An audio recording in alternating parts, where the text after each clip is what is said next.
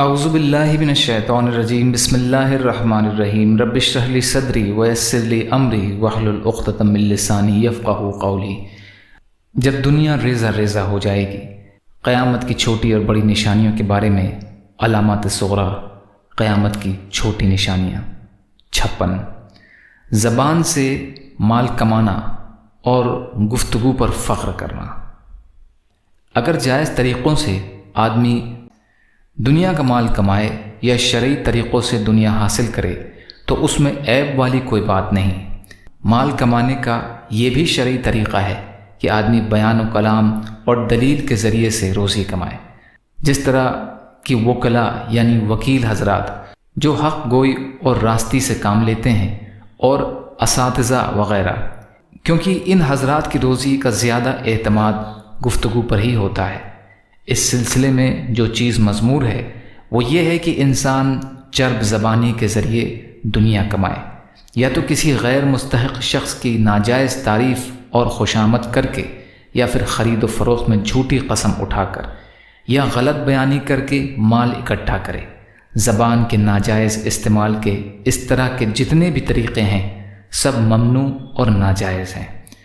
عمر بن سعد رضی اللہ تعالی عنہ کو اپنے والد حضرت سعد بن ابی وقاص رضی اللہ تعالی عنہ سے کوئی کام تھا۔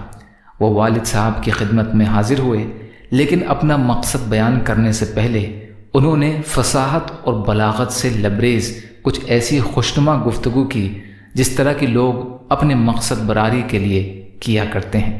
سیدنا سعد بن ابی وقاص رضی اللہ تعالی عنہ نے ان سے ایسی شاندار گفتگو کبھی نہیں سنی تھی۔ بیٹا جب اپنی بات کہہ چکا تو حضرت سعد بیان گویا ہوئے۔ جی بیٹا، تم نے اپنی بات مکمل کر لی؟ انہوں نے کہا جی ہاں، مجھے جو عرض کرنا تھا کر چکا ہوں۔ حضرت سعد رضی اللہ تعالی عنہ نے فرمایا، جب سے میں نے تمہاری یہ گفتگو سنی ہے تم اپنے مقصد سے زیادہ دور ہو گئے ہو، اور میں تم سے اس قدر متنفر پہلے کبھی نہ تھا جس قدر آج ہوں۔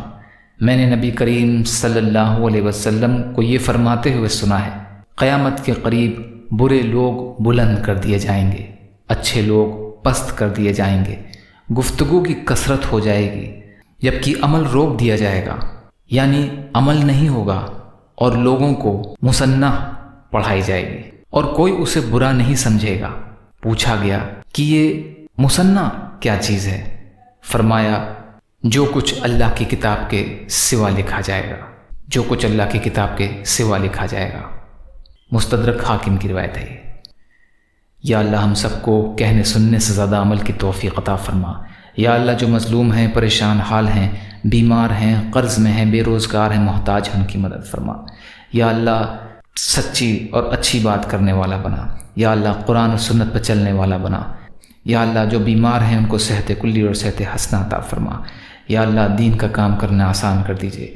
یا اللہ دین پر چلنا آسان کر دیجئے۔ یا اللہ آپ قادر مطلق ہیں، آپ کے لیے ہر چیز آسان ہے، ہمارے لیے بھی آسانیاں پیدا فرمائیے۔ یا اللہ جو مانگا وہ بھی عطا کر دیجئے، جو بھول گئے ہیں اپنے فضل کرم سے عطا فرمائیے۔ ربنا تقبل منا انک انت السمیع العلیم وتب علینا انک انت التواب الرحیم برحمتک یا ارحم الراحمین۔ لا الہ الا اللہ محمد رسول اللہ۔ السلام علیکم۔